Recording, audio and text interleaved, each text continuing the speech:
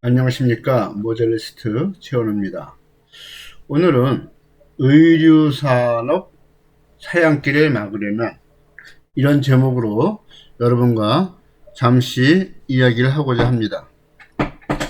지금까지 계속 패턴에 대한 강의만 해왔는데 이제는 약간 방향을 바꿔서 이런 것도 좀 생각해 볼 필요가 있다고 생각을 합니다. 왜냐하면은 요즘 의류산업이 너무 좀 심각해요.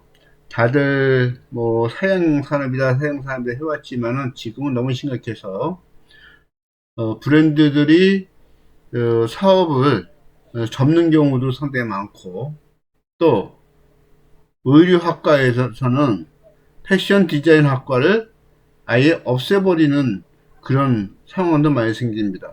그럴 수밖에 없는 것이 패션 디자인 학과가 계속 미달이 되고, 패션 디자인 학과를 나와도 취업이 안 되고 하니까 어쩔 수 없는 상황이 생기는 거예요.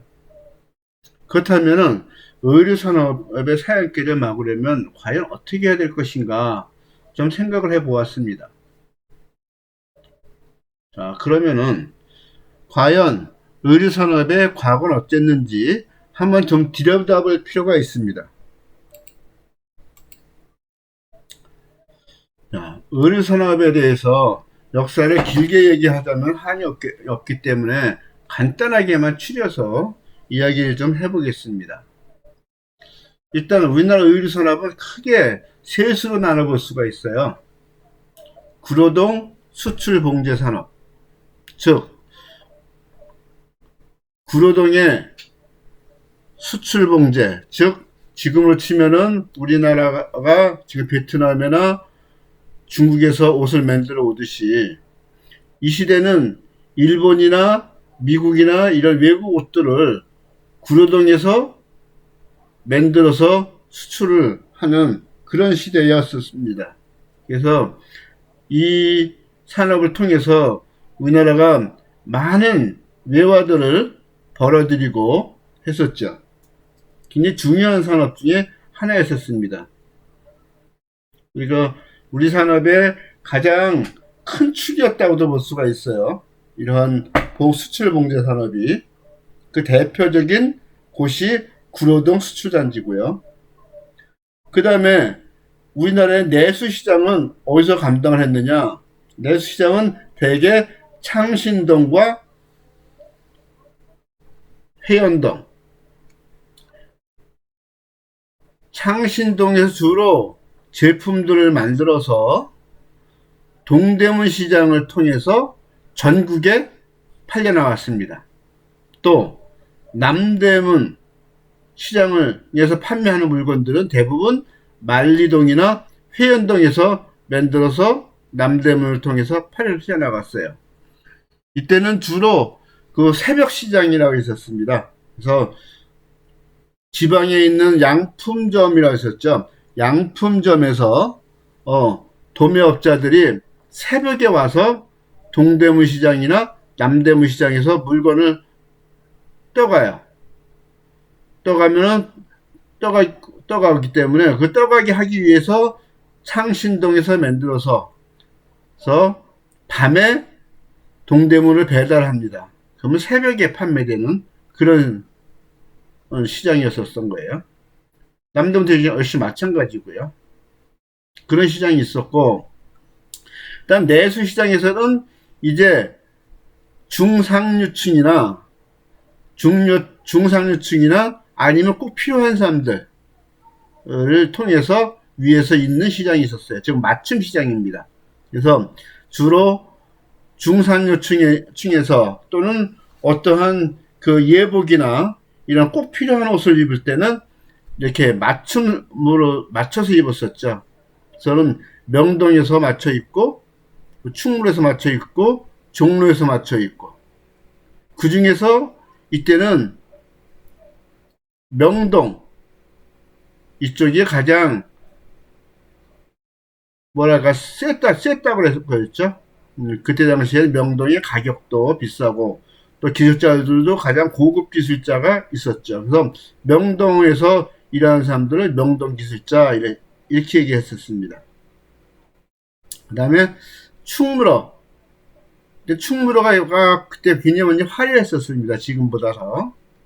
그래서 충무로의 또 패션이 굉장히 유명했었습니다. 충무로. 그 다음에 종로. 그래서 옛날에 보면은 이제 그 기술자를 이야기하면 명동기술자다, 충무로기술자다, 종로기술자다, 그 다음에 기타, 외곽, 빈두리기술자다, 뭐 이렇게 이야기를 했었습니다. 그래서 이렇게 크게 세 개의 축으로 움직였었죠. 그래서 주로 이쪽에 명동, 충무로, 종로 이쪽에가 고급 패션을 이야기했었죠. 고급 패션. 그 다음에 창신동, 뭐 회원동, 만리동, 그래서 동대문과 남대문 중앙 이 전국으로 팔려나가는 하나의 그때는 표현을 제품이라고 표현했습니다. 그냥 제품. 그래서 제품, 봉제 제품이라고 했었죠. 이 옷들이 대부분이 전국에서 팔려나가는 그런 상황이 있었습니다. 그 다음에 구로 수출, 이것은 외국 수출 중심으로 하는 시대였었고요. 그래서 이게 크게 세 개의 축으로 우리나라의 패션 산업이 이루어진 때가 있었습니다. 그러면서 이것이 점점 우리나라가 이제 발전돼 가면서 이 형태가 좀 변하기 시작을 해요. 그러면서 구로 수출 쪽이 점점 줄어들기 시작하죠. 그러면서 이제 한국의 새로운 기성복 브랜드들이 이제 이제 출연을 하게 돼요. 기성복 브랜드들이. 그러면은 우리가 생각할 때 지금 생각해보면 그러면 회원동이나 이런 데 뭐냐 이렇게 얘기할 수가 있습니다. 그때는 이 기성복 브랜드는 고급 기성복 브랜드를 이야기합니다. 그래서 그때는 기성복에 두 부류가 생기는 거죠. 결론은. 그래서 이 창신동, 동대문 쪽에서 만드는 제품들과 저 양품점 판매는 도매는 동대문, 남대문에서 하고 전국에는 중소 양품점들이 있습니다. 양품점에서 판매를 하는 옷들이 대개 여기서 판매를 하게 되죠. 그리고 기성복 브랜드는 자체 매장을 만들게 돼요. 자체 매장을 만들고 또 백화점에 입점을 해서 판매를 하게 되죠. 그래서 각기 그 스파 브랜드라고 봐야 되겠죠. 각기 스파 브랜드가 생기기 시작하는 겁니다. 스파 브랜드라는 것은 여러분 아시는 분들도 아시겠지만 기획에서부터 생산 판매까지 모두 담당하는 것이 스파 브랜드죠. 그래서 그런 브랜드들이 생기게 됩니다. 그래서 그런 브랜드들이 생기면서 맞춤복 시장이 서서히 이제 죽기 시작해요. 또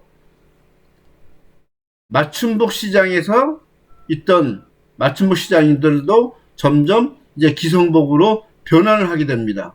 그래서 그 변환될 때에 크게 예를 든다면 트루아조라는 브랜드도 역시 맞춤복 브랜드였었습니다. 트루아조는 상류층 5%들이 주로 가는 그런 곳이었었어요. 그 다음에 오리지널리 이런 곳도 이렇게 마찬가지입니다. 상류 5%, 이 정도 분들이 하던 곳인데, 이제 점점, 이제 맞춤을 줄이고 기성복화 하게 되죠. 그래서 고급 기성복을 하게 되고, 그 다음에 규모가 비교적 큰 대기업이라고 말할 수 있는 곳에서 뭐 반도, 논노 이런 데들을 이제 만들면서 기성복 시장이 확장이 되게 됩니다. 그러면서 굉장히 기성복 시장이 화려하게 커지기 시작을 하죠. 그래서 그때 당시에는 학교에서 보면은 그때 이제 그 전까지만 해도 뭐 노란어 복장학원 또는 뭐 국제복장학원 이런 데를 학원에서 주로 패션을 배웠었는데 이때부터는 학교에 이제 패션 디자인 학과가 생깁니다. 패션 디자인 학과가 생기고 굉장히 인기 있는 그런 과가 되고 젊은이들의 직업 중에 하나의 그 아주 뭐랄까 굉장히 인기 있는 그러한 직업 중에 하나였었습니다. 그래서 패션 브랜드가 점점 커지고 발전하게 되죠. 그러면서 따라서 브랜드들도 많아지면서 점점 경쟁이 심화돼요. 그래서 스파 브랜드들이 계속 쏟아져 나오게 되죠. 그러다 보니까 그 경쟁이 심해지면서 이제 나오는 것이 패스트 패션이 출현하게 됩니다. 패스트 패션은 글자 그대로 패스트푸드라는 말을 생각하시면 쉽게 이해가 될 거예요. 즉, 그 유행에 따라서 바로바로 즉석즉석 만들면서 하는 패스트푸드와 같은 그런 패션을 이야기하는 것이죠. 자, 이 패스트 패션이 유행되면서 나타난 부작용들이 뭐냐면은 브랜드에서 디자인 카피예요. 이 시대가 되기 전까지는 이 기성복 브랜드들이 어떻게 하면은 우리 브랜드만의 성격, 얼마나 좋은 옷을 만들 것인가, 얼마나 독창적인 옷을 만들 것인가에 대해서 고민하고 서로가 좋은 옷을 만들기 위해서 열정적으로 연구하는 시대였었어요. 그래서 점점 경쟁력이 심하고 스파 브랜드들이 생기고 거기서 경쟁이 심해지면서 패션이 출현되면서 서로 눈치 보기가 시작이 됩니다. 그러면서 서로 카피를 하게 되죠. 잘 팔린다. 저 디자인 잘 팔린다. 그러면은 그것을 카피해서 최대한 싸게 만들어서 또 빨리 시장에 공급해서 경쟁하는 그런 상황들이 생기게 돼요. 그러면서 하다 보니까 어떻게 됩니까? 자연스럽게 가격 경쟁이 심화될 수밖에 없겠죠. 그래서 가격이 자꾸 떨어지게 되는 겁니다. 사실 이 이전까지는 옷값이 되게 비쌌습니다. 그래서 우리나라에 기성복 처음 나올 때 이때들은 기성복 한 벌을 사입으려면은 고급 기성복 하나 사입으려면은 보통 웬만한 서민들은 한 달 월급을 그대로 다 투자해야지 옷 한 벌 겨우 사입을 정도로 옷값이 비쌌었어요. 경쟁이 심화되면서 옷값이 싸졌죠. 근데 긍정적인 면도 있는 겁니다, 실은. 그래서 가격 경쟁이 심해지면서 옷 가격은 자꾸 떨어졌죠. 그러다 보니까 패션 산업 자체에서는 부가가치는 훼손될 수밖에 없겠죠. 그래서 부가가치 점점 훼손된 겁니다. 그래서 이거 요 기간이 한 20년 정도가 되는 기간이에요. 이 기간들이. 그래서 이때들은 아까 말씀드렸지만 대학에서 또는 젊은이들의 패션 디자인이라는 그 직업에 대해서 굉장히 선망의 직업이었었어요. 실제로 패션 디자이너들이 뭐 대우라든지 이런 것도 굉장히 좋았었습니다. 그때 당시에는. 요즘은 그때 비하면 지금은 너무나 형편없는 대우와 취업조차도 하기 힘든 그런 상태가 됐죠, 지금은. 자.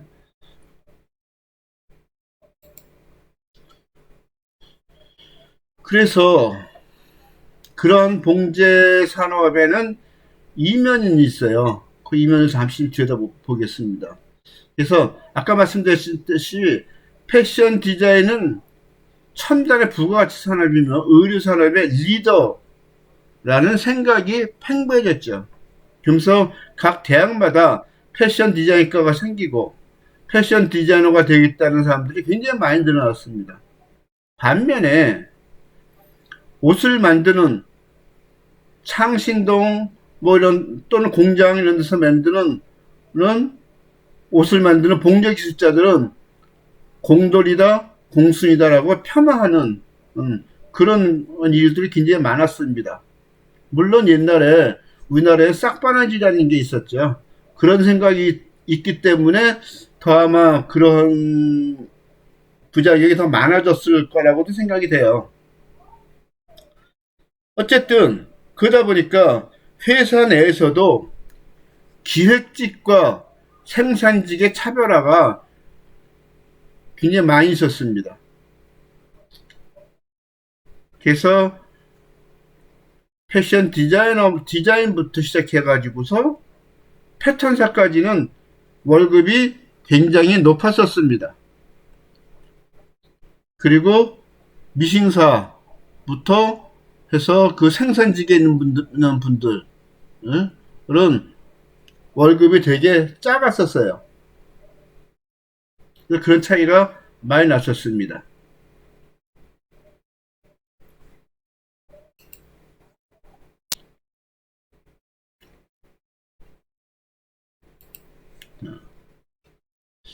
이러한 이면이 있었고, 이러한 이면 때문에 결과적으로는 그 사회적으로 많은 그런 부작용들이 많이 있었죠.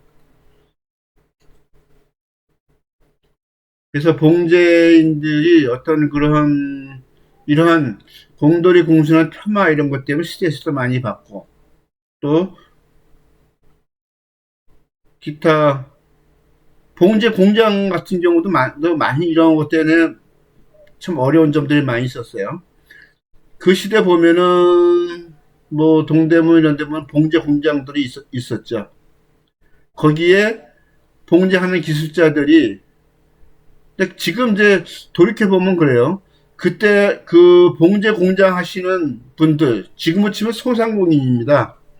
그 사장님들이나 사실 봉제 공장에서 말하면서 일하는 이 기술자분들이나 실은 어찌 보면 별 차이가 없는 거예요. 그럼에도 불구하고 그 이 봉제하는 기술자분들이 어떤 피해의식이 있었고, 그래서 여기에 있는 그러한 소상공인 사장님들하고 굉장히 대립하는 상황들도 많이 생기고 그랬었습니다. 어쨌든 그런 면에 대해서는 뭐 나중에 또 따로 이야기하실 때가 있으면 한번 또 이야기를 하겠지만은 어쨌든 그런 이면이 있었다 하는 걸 우리가 좀 알 필요가 있습니다. 그러다 보니 이제 패션 디자인 학과에서도 보니까 이 주로 디자인 쪽에 대한 교육이 패션 디자인에 대한 그런 교육만 이렇게 치중해서 교육하는 그런 상태가 굉장히 많았었습니다. 그래서 이제는 변화해야 된다고 저는 생각하고 있는 겁니다. 그래서 이런 아까 얘기했던 그러한 면들에서 우리 변화해야지만이 이 패션 사업의 어떠한 사양 산업으로 가는 길을 막을 수 있다 이렇게 생각되는 거예요. 첫 번째는 일단 교육입니다. 이제는 패션 디자인 학과라는 말 자체가 없어져도 될 것 같아요. 제 생각에는 패션 디자인 학과 한번 하자 보니까 이 패션이라는 그 언어에 너무 빠져드는 것 같아요. 그래서 제 생각에는 그냥 의류산업학과가 되어야 한다. 의류산업하게 되면은 이제 좀 크게 범주가 잡히지 않겠습니까?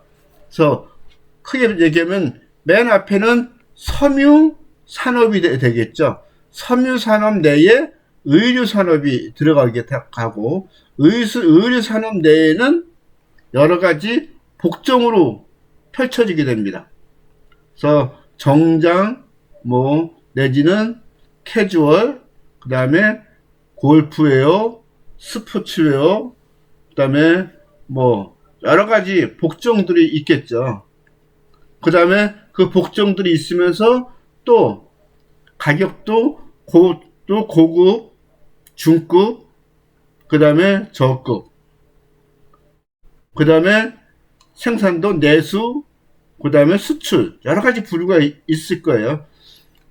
그런 것들을 전부 접하는 그런 교육이 되어야 된다고 생각하는 거죠. 그래서 결과적으로 의류산업화가 되어야 한다. 의류산업학과, 패션 디자인과가 아니고 이제는 의류산업학과가 되어야 되지 않겠는가.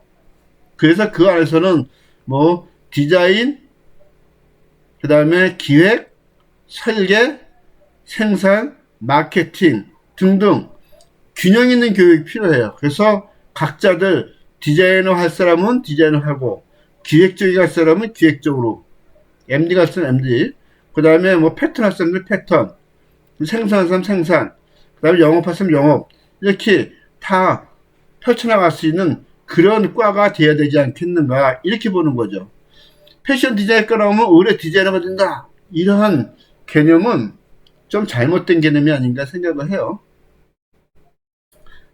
근데 의외로 그렇게 생각하는 개념이 많이 있기 때문에 말씀을 드리는 거예요. 그 다음에 실제로 현장, 즉 패션 브랜드를 이야기합니다. 패션 브랜드 내지는 뭐 생산 회사를 이야기하고 있죠. 근데는 복종과 시장의 특성에 맞추어서 합리적인 제품을 기획하고 가격을 결정해야 된다. 한마디로 하면 이렇게 되는 겁니다. 지금 무슨 소리냐면은, 정장이면은 정장에 대한 어떤 사람들이 어떤 때 정장을 입을 것이냐, 그리고 어떤 용도의 정장을 입을 것이냐, 이런 것들을 세부적으로 연구를 하고 거기에 맞는 가격이죠. 예를 들어서 아주 중요할 때 입는 옷이라면은 가격이 비싸도 충분히 살 겁니다. 또 꼭 그렇지 않다면은 다이 비쌀 필요가 없는 것이겠고요. 그 다음에 캐주얼로 그냥 편하게 입는다 하면은 그런 옷은 좀 싸게 만들어야 되겠죠. 또 싸게 좀 팔아야 될 것이고. 그 다음에 스포츠, 즉 운동, 예를 들어서 골프 시장이다, 골프복이다, 그럼 운동복입니다. 그럼 운동복을 보면은 두 가지가 있을 거예요. 실제로 나는 운동하기 위해서 운동복을 입는다, 이런 분이 있을 것이고, 운동을 하지만은 운동보다도 어떤 비즈니스를 위해서 운동을 하는 분들도 있을 거예요. 그럼 비즈니스를 위해서 운동하는 분들은 뭔가 약간 폼나고 조금 더 비싼 옷을 투자하려고 그러겠죠. 그런 시장이 있을 것이고, 난 순수하게 운동을 위해서 입겠다 하면은 운동상에 맞게끔, 그래서 실제로 운동하면서 땀을 흘릴 수 있고 하니까 기능성에 맞춰서 너무 비싸지 않게 합리적인 가격에 그러한 제품들이 필요하겠죠. 그런 식으로 복정과 시장의 특성에 맞춰서 합리적인 제품 기획과 거기에 맞는 그런 가격을 결정해야 된다고 보는 겁니다. 가격 결정할 때 경쟁 브랜드를 생각해서 결정하는 것은 상당히 제 생각에는 잘못된 것이라고 생각을 해요. 경쟁 브랜드 때문에 가격 결정을 해서 하는 것이 아니고, 가격 결정은 합리적으로 결정을 해야 될 것이고, 경쟁 브랜드와의 경쟁은 옷의 품질과 디자인으로 경쟁을 해야 된다고 생각을 합니다. 그 다음에 사회적인 풍토도 중요합니다. 일단 사회적으로는 합리적이고 성숙한 소비가 필요한 것이에요. 무조건 야 싸니까 좋다, 이런 개념은 이제는 아니라고 생각을 합니다. 싼 것이 좋은 것이 아니고 얼마나 합리적인 것, 즉 내가 꼭 필요한 옷이면 좋은 옷이겠죠. 내가 운동할 때 꼭 필요하다, 내가 정장을 입고 딱 어디에 가야 되는데 거기 꼭 필요한 옷이다, 그러면 정장, 이렇게. 또는 뭐 아주 고가의 정장을 사지 않고 빌려 입을 수도 있는 거예요. 그러니까는 굉장히 합리적이고 성숙한 소비 패턴도 굉장히 필요한 겁니다. 그래서 저는 그런 옷을 지금 만드시는 분들은 제가 이런 얘기를 하면 어떤 반감도 가질 수 있겠지만은, 그 저가 패스트 패션은 좀 이제 지양돼야 되지 않겠는가. 저가의 패스트 패션 때문에 패션 업계 전반적인 또는 의류 산업 전반적인 부가가치가 떨어지는 것이라고 저는 생각을 하고 있습니다. 그래서 그런 쪽도 이제 변화가 돼서 좀 합리적인 가격을 받고 합리적인 옷을 생산해야 될 때가 되었다라고 생각하는 것입니다.